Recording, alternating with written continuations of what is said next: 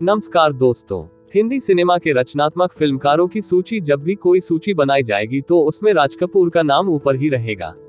उन्हें ही फिल्मों की भव्यता के लिए शोमैन के तौर पर भी जाना जाता है, लेकिन उनकी फिल्में हमेशा किसी न किसी मसले को आवाज देती रही हैं। सामाजिक समस्याओं को फिल्म के जरिए दर्शकों तक भव्य तरीके से पहुंचाने वाले ऐसे दूसरे फिल्मकार कम ही मिलते हैं। समस्याओं पर बहुत सी फिल्में बनी, लेकिन समस्याओं को दिखाने के चक्कर में बहुत सारी फिल्में इतनी जटिल हो जाती हैं कि उन्हें देखना आम दर्शक लिए बोझ की तरह हो जाता है।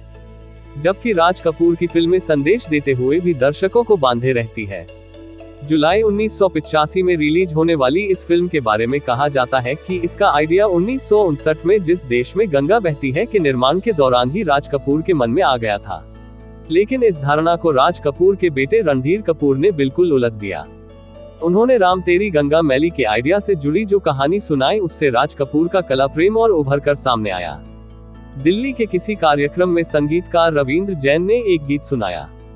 गीत के बोल थे, एक राधा एक मीरा, दोनों ने श्याम को चाहा, अंतर क्या दोनों की चाह में बोलो। राज साहब भी समारोह में गीत सुन रहे थे। उन्हें ये बहुत अच्छा लगा। उन्होंने खूब तारीफ की और दोबारा गीत सुनने की फरमाइश की। जैन साहब ने दोबारा सुनाया। गीत सुनकर उन्होंने कहा कि जैन साहब, ये गीत अब मेरा हो गया। जैन साहब इससे बहुत खुश हुए कि कपूर साहब ने उनका गीत ले लिया। फिर उन्होंने अगले दिन रविंद्र जैन को भोजन पर घर बुला लिया। महफिल के दौरान ही फिर से कपूर साहब ने फरमाइश कर दी, जैन साहब, एक बार फिर से मेरा वाला गीत बच्चों को सुना दीजिए।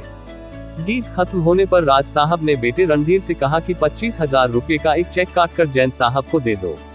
उस वक्त रणधीर के समझ में नहीं आ रहा था कि जैन साहब इस गीत का क्या करेंगे। एक दिन जब राज साहब ऑफिस में नहीं दिखे तो रणधीर कपूर ने दफ्तर के दूसरे लोगों से उनके बारे में पूछा। पता चला पापा जी पुणे फार्म हाउस गए हैं। साथ में संगीत बजाने वालों की टोली और रविंद्र जैन भी गए हैं। पुणे से लौटने पर राज साहब ने उनसे कहा कि राम तेरी गंगा मैली के सारे गाने रिकॉर्ड करा लिए हैं। इस पर रणधीर कपूर ने पूछा कि कहानी कहाँ है। राज साहब ने कहा, धीरज रखो, लिख लूंगा। हाँ, उन्होंने आइडिया बना लिया था, पहाड़ों से निकलने वाली गंगा कैसे वहां से पवित्र और निर्मल निकलती है, लेकिन आगे बढ़ने के साथ लोग उसे अपवित्र करते जाते हैं। इसे और समझाने के लिए उन्होंने बताया कि बच्चा निर्दोष होता है, उसे दुनिया खराब करने की कोशिश करती है। राज साहब ने इसी आइडिया को जोड़कर कहानी भी तैयार कर ली। एक गीत से पूरी फिल्म का आइडिया बना लेना राज कपूर जैसे फिल्मकार के ही बस का था। फिल्म के बारे में सभी को पता है कि 1.44 करोड़ रुपए की लागत से बनी फिल्म ने रिलीज होने पर तहलका मचा दिया था। बॉबी में जिस तरह से शोमैन ने अपने दर्शकों को डिम्पल कपाड़िया को पेश किया था, वैसे ही सफेद साड़ी में नहाती हुई मंदाकिनी को एक बेहद फ्रेश हीरोइन के तौर पर रखा था। पोस्टर पर छपा ये सीन दर्शकों को हॉल तक पहुंचने के लिए मजबूर करता और फिल्म ने उस वक्त 19 करोड़ रुपए बटोरे। ध्यान रखने वाली बात है कि सोने की कीमत के हिसाब से ये राशि 500 करोड़ रुपए से ज्यादा बैठती है। वैसे भी फिल्म ने अपनी लागत से 18 गुना से ज्यादा की कमाई की थी। फिल्म के सारे गाने हिट हुए थे। आज भी कोई गीत याद आ जाए तो मन गुनगुनाने लगता है।